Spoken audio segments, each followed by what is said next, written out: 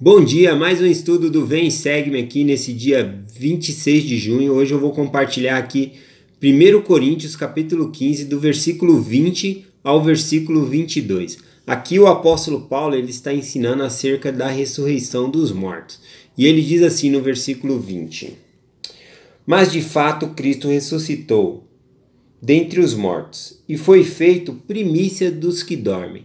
Então Paulo ensina aqui, o apóstolo Paulo ensina que Cristo ele é a primícia dos que dormem. Ele foi o primeiro a ressuscitar. Então Cristo ele venceu as ligaduras da morte. Antes de Cristo ninguém ressuscitou.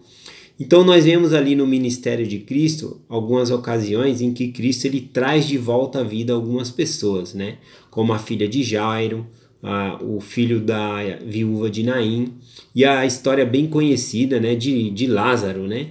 Que Lázaro estava morto já fazia 4 dias, né? E Jesus Cristo foi até lá e Marta e Maria falaram: Senhor, ele já cheira mal porque já é de 4 dias. Ele mandou remover a pedra ali do sepulcro e disse para Lázaro, né? Lázaro, saia para fora. E Lázaro ele saiu ali envoltos em pano.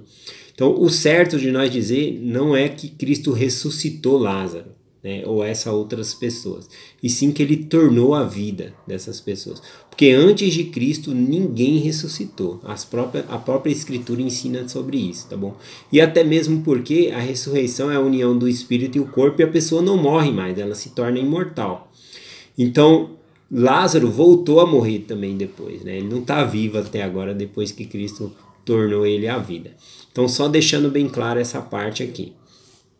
E Paulo ele continua dizendo assim: porque assim como a morte veio por meio de um homem, também a ressurreição dos mortos veio por um homem. Porque assim como todos morrem em Adão, assim também todos serão vivificados em Cristo, né? Então, na queda de Adão e Eva, trouxe para a humanidade a morte física e o pecado.